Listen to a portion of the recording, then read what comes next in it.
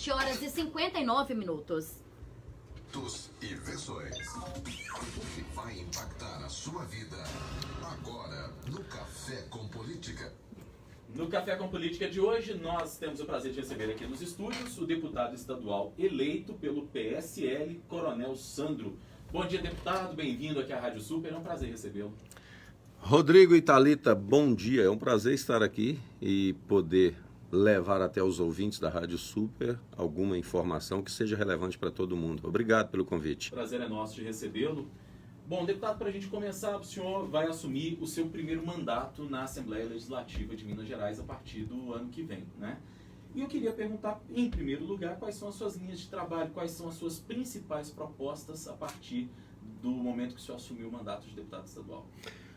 Rodrigo, antes de responder a sua pergunta, é importante esclarecer que eu faço parte de um grupo de novos parlamentares que foram eleitos no Brasil e em Minas Gerais também, que participaram do resgate da direita e do liberalismo econômico no Brasil. É esse mesmo movimento que elegeu Jair Bolsonaro. Então, todos nós somos, acima de tudo, fomos candidatos de ideias e acredito que todos serão parlamentares de ideias. Então, dentro dessa linha de trabalho que nós vamos realizar a partir de fevereiro aqui em Minas Gerais, eu sempre tenho dito, eu ajudei a combater a esquerda no país e o meu mandato está colocado principalmente para eliminar, no sentido de ideias, aliás, eliminar não, que eu acho que é um termo muito suave. Eu quero exterminar a esquerda no país. Comunistas e socialistas jamais terão oportunidade comigo. Agora, nós vamos fazer isso como? É no campo da ideia, provando que a ideia socialista, a ideia comunista, ela é nefasta, prejudicial, onde foi implantada, arrasou com os países, e eu cito exemplo, podem ver lá agora a Venezuela, podem ir lá em Cuba, está aquela miséria que ditadores genocidas implantaram sua metodologia de governo socialista à custa da escravidão do povo, do terror, do medo, do assassinato e do genocídio. Então, isso aqui no Brasil nunca vai acontecer, pelo menos enquanto eu for vivo. Eu vou colocar todas as minhas energias nisso. Então, essa é a minha missão ideológica. Agora, nós temos várias outras propostas para ajudar Minas Gerais a seguir uma trilha de desenvolvimento, de riqueza, para que todos sejam felizes no futuro. Deputado, e por que escolher ingressar na política? Na verdade, Thalita, todos nós somos políticos por natureza. Não há como você viver em sociedade divorciado da política. A política é feita no seu dia a dia, no trabalho, dentro da sua casa, nas atividades que você desenvolve. Então, todos aqueles que optam por se distanciar da política, ele vai permitir que alguém não qualificado vá estabelecer o que ele tem que fazer. Vá dizer como ele tem que fazer. Exatamente. Por que é o PSL?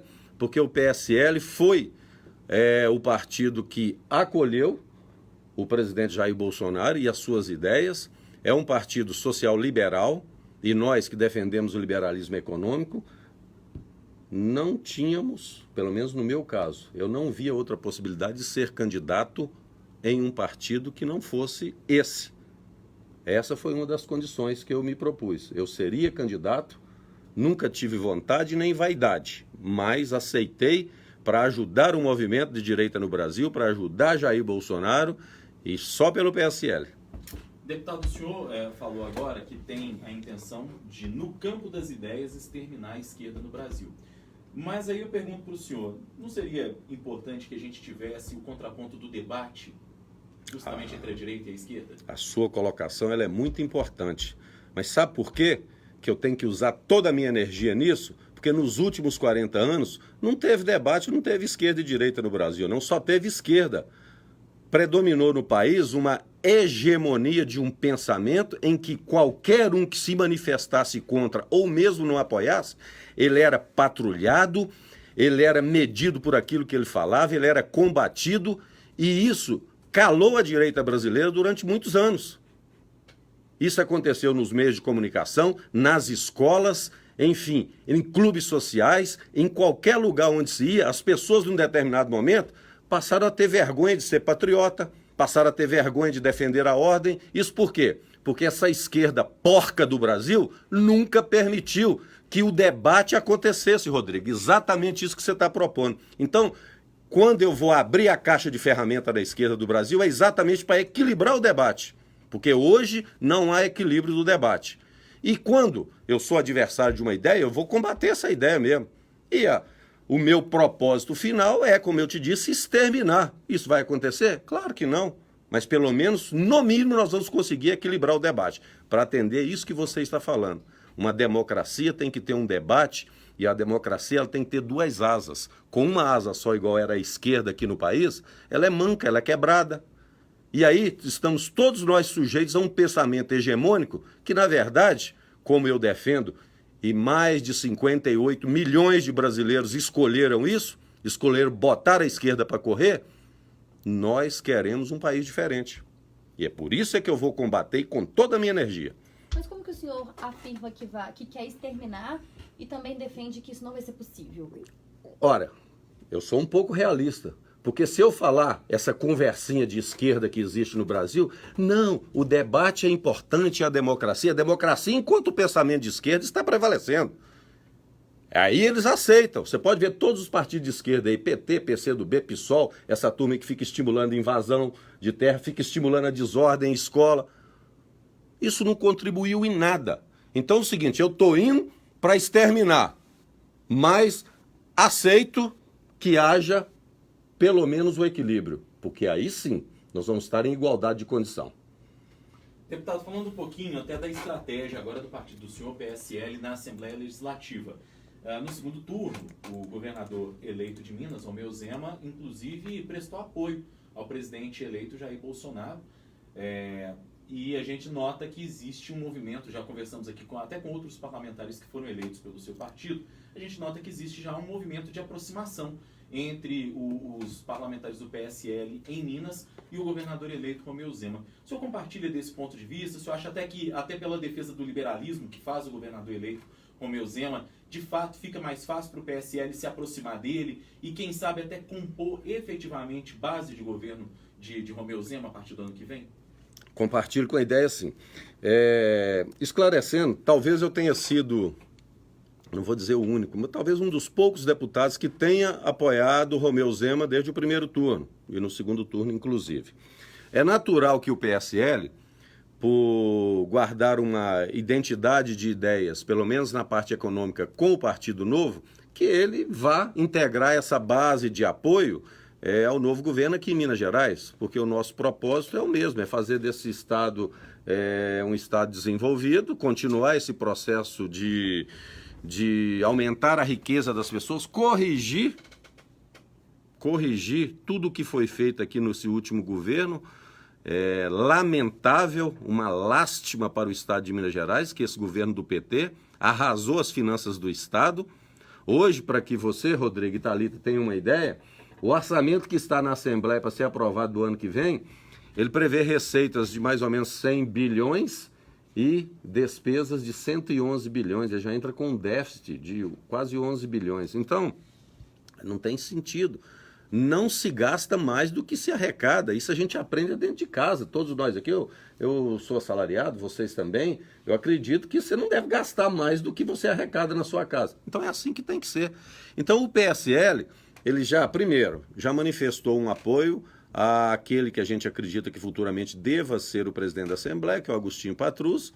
A gente está em conversação com o Partido Novo, e outros partidos para formação de blocos na Assembleia que vão dar suporte ao governo Zema. Agora, com um detalhe, no meu caso principalmente, não é suporte cego e obediência cega. Não existe isso no Parlamento Mineiro. É claro que qualquer ideia e proposta que ferir princípios que eu defendo, naturalmente não vai ter meu apoio. Aliás, vai ter um opositor nesse aspecto. Mas eu acredito que grande parte das propostas que esse governo quer implementar, muitas delas se enquadrariam naquilo que a gente chama de um modelo disruptivo de gestão, elas são boas. Não sei se irão conseguir. Torço para que consigam, porque o Estado de Minas Gerais precisa de uma gestão diferente, eficiente, e que resolva principalmente os problemas financeiros e econômicos pelos quais o Estado está passando. Deputado, ainda falando a respeito dessa relação da Assembleia com o governo do Estado. O senhor falou que pretende ser base, mas não uma base cega, digamos assim, né? Aquelas pautas que eventualmente forem apresentadas e que não forem de acordo com as suas crenças, de acordo com os seus conceitos, o senhor poderia se posicionar contra. Eu pergunto para o senhor, eventualmente pautas que sejam mais liberais do ponto de vista de comportamento, aí o senhor Não seria... passa nenhuma. Não passa. Quais, Comigo por não. exemplo, não passariam? Por exemplo, qualquer medida que seja tendente à liberação de droga, de uso de droga, por exemplo. Embora não seja o Estado membro, o Estado federativo que legisle sobre isso. Sim. Mas qualquer coisa que vá amenizar a fiscalização, o controle, a ação de órgãos de segurança pública em relação a tráfico e uso de drogas, não passa comigo. Eu vou ser um opositor ferrenho disso. Qualquer coisa que leve para as escolas mudança de comportamento e principalmente relativa à ideologia de gênero, não passa comigo. Eu não permitirei. Não sei se eu vou ter êxito na minha oposição, mas essas pautas que a esquerda defende, principalmente quando é relativa ao uso de drogas, ao comportamento no ambiente escolar, não. São alguns dos exemplos que eu posso citar para vocês. Se vocês lembrarem de outro aí, me fala que eu respondo aqui agora. O senhor falou agora há pouco a respeito do déficit que Minas Gerais tem, que são aí pelo menos 11 bilhões de reais, né? E é óbvio que isso exige, deputado, um sacrifício por parte quase que de todos. Você acha que a Assembleia está preparada para poder fazer algum sacrifício também e para cortar gastos? Eu pergunto até em relação ao seu mandato especificamente. A gente tem visto alguns novos parlamentares dizendo que vão trabalhar ali só com a conta do chá, que vão ter equipes enxutas, que vão trabalhar para economizar, inclusive nos gastos com a verba indenizatória. O senhor se coloca em meio a isso? O senhor pretende trabalhar com equipes mais enxutas? Acha que é possível cortar gastos no legislativo também? Acho sim. Acho que é possível. Por exemplo, no meu caso,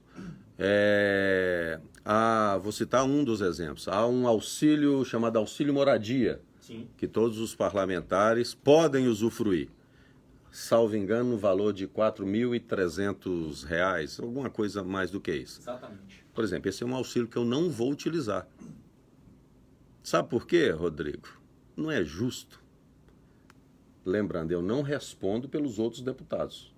Cada um sabe a postura que deve adotar no parlamento. No meu caso, em relação ao auxílio moradia, deputado estadual Coronel Sandro não utiliza esse benefício. Segundo, no início do mandato e no final, salvo engano, há um auxílio, uma verba inicial ali, uma indenização, no valor de R$ 26.400, acho que é o mesmo valor do subsídio do deputado, que seria para usar para comprar paletó, para despesas iniciais de mandato. Eu também não vou usar, porque eu acho, assim, na minha opinião, voltando a repetir, cada deputado sabe o que faz, não responde pelos outros deputados. Mas eu não acho justo, não é necessário. Eu vou usar R$ 26.000 para comprar terno, paletó.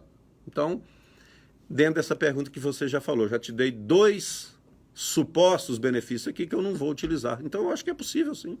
Agora, cada um tem que refletir e tomar as decisões que ele acha adequadas para o seu mandato. Tá certo?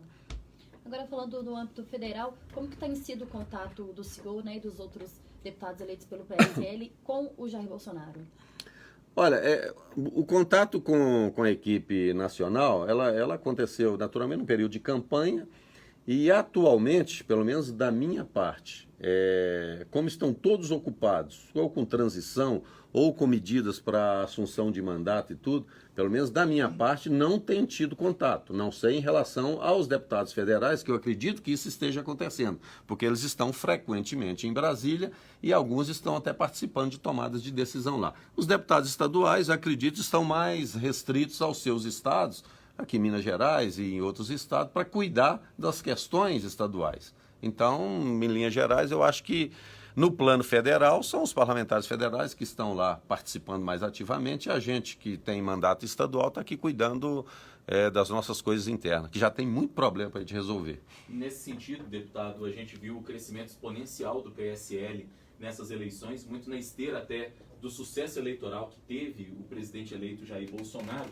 E eu pergunto para o senhor, quais são os planos do PSL, até já pensando nas eleições de 2020? Nós recebemos, por exemplo, aqui há pouco tempo, o professor Irineu, deputado estadual eleito também pelo PSL, que é uma figura muito representativa até aqui da política de Contagem, por exemplo. Certo. Né, já foi pré-candidato a prefeito em 2016, não descartou a possibilidade de uma eventual disputa, por exemplo, a prefeitura de Contagem pelo PSL, considerando a força que o partido tem hoje. O senhor vem de Governador Valadares, que é uma cidade polo em Minas Gerais, uma cidade importantíssima do Vale do Rio Doce. Em meio a esse fortalecimento que vive hoje o PSL, o senhor se colocaria, inclusive, como uma alternativa, por exemplo, à prefeitura da cidade? O senhor acha que é importante para o PSL, agora, além da expressiva bancada que tem de deputados estaduais, de deputados federais, tem o presidente da República eleito, futuro presidente, seria importante o PSL, digamos, se espalhar pelas prefeituras do Brasil também, e 2020 seria essa a oportunidade? Olha, é natural que uma agremiação partidária, como é o caso do PSL, ele tenha planos de se consolidar e de expandir para se tornar um dos maiores, ou se já não é, o maior partido político do país. Isso faz parte, isso é natural. O que a gente acredita é que nos próximos 2 anos, e até as eleições municipais, o PSL e principalmente os políticos que foram eleitos, e mesmo aqueles que não obtiveram sucesso, ainda vão estar usufruindo do recall dessa última eleição, desse processo de mudança que está acontecendo em nível nacional e estadual, que a gente pretende levar para o nível municipal também. Então, sim, nós ainda não nos reunimos para definir diretrizes, como isso vai se processar, mas é natural que um partido que assumiu o tamanho que o PSL assumiu recentemente, não é a maior bancada da Câmara Federal por um detalhe da legislação, que eu não sei se vocês sabem. Hoje o PSL tem 52 deputados federais e poderia ter 59. Só não tem exatamente por causa de um artigo da lei eleitoral que estabelece que aquele candidato que não obtiver na eleição 10% do número de votos do quociente eleitoral, ele não pode assumir a vaga que o partido conquistou. Isso aconteceu com 7 parlamentares do PSL. Então, por isso que a nossa bancada hoje, em nível federal, é 52 e não 59. Então, sim, eu acredito e sou defensor dessa ideia que o PSL deva apresentar candidatos em todos os municípios de Minas Gerais. Eu defendo a ideia. Se nós vamos conseguir isso, aí eu não sei. Você disputaria a prefeitura de Valadares, por exemplo? Sim, eu não descarto a possibilidade. Por quê, Rodrigo? Eu vou te dizer o seguinte. Hoje, o PSL não é um partido de pessoas. O PSL é um partido de ideias. Então não adianta vou te dar um exemplo. Vai acontecer, já está acontecendo. Muitas pessoas estão procurando o PSL porque viram o que aconteceu nessa eleição, acreditando que possam se beneficiar politicamente numa futura eleição por estar no PSL. Sim, muito perigoso. Então, eu defendo e estou cuidando da onde me diz respeito, onde eu sou deputado majoritário, principalmente em Governador Valadares. O perfil dos candidatos do PSL à prefeitura de Governador Valadares, ele não pode fugir desse perfil que nós defendemos nessa eleição agora. Então tem que ser um Bolsonaro raiz, tem que ser um defensor das ideias de direita e do liberal econômico, tem que ter uma militância, porque não basta só dizer, eu apoio o Bolsonaro, eu sou do PSL, eu sou de direita. Não adianta dizer isso. Sabe por quê? Porque o nosso eleitor, ele sabe distinguir. Não adianta você chegar falando. Ele sabe quem é e quem não é.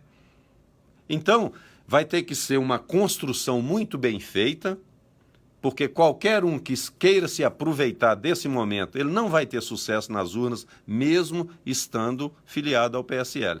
E eu vou fazer de tudo para impedir que aproveitadores se utilizem do PSL para a próxima eleição, em onde eu puder evitar que isso aconteça. Muito bem, conversamos hoje com o deputado estadual eleito, o Coronel Sandro, do PSL. Muito obrigada pela entrevista, deputada. Foi um prazer estar aqui. Lembrando a vocês, gostaria até de estar em outro momento, que eu também tenho propostas na área de educação, na área de segurança, que eu gostaria de discutir aqui e apresentar. Se vocês em algum momento tiverem um espaço aqui na rádio, vai ser um prazer voltar aqui, viu? Certamente não vai faltar espaço ao longo dos próximos 4 anos de mandato. O objetivo do Café com Política é justamente ouvir as mais variadas correntes políticas. Você pode ter certeza que já vai estar convidado para uma outra oportunidade. Obrigado mais uma vez pela presença, foi um prazer, deputado. Eu que agradeço. Prazer estar com vocês. 8h20 em Belo Horizonte. Trânsito a Super. Oferecimento cartão PHBU. Tem mais? Informações do trânsito com Tayane Ribeiro. Muito obrigado pela atenção de vocês, viu? Foi um prazer. Deputado, Amigo. obrigado. Sucesso pro senhor. Eu que agradeço.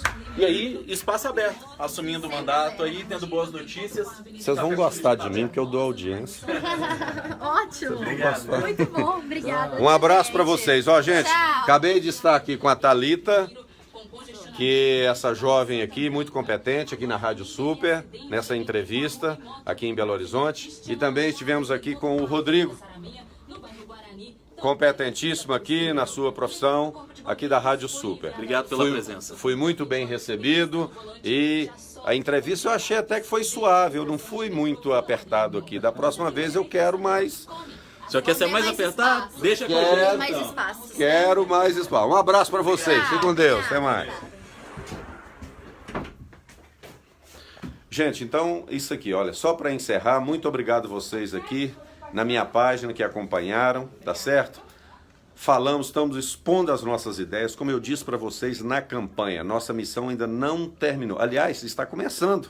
Nós temos muito trabalho ainda, tá certo? Nós temos agora que limpar o Estado dessa turma de petista que está lá mamando na teta do governo, vigiar as nossas escolas para que os nossos alunos não sejam doutrinados e não sejam submetidos a uma erotização precoce sem necessidade, fazer com que o professor, gente, ele realmente ensine o nosso aluno e não fique lá trabalhando ele questão de militância ideológica.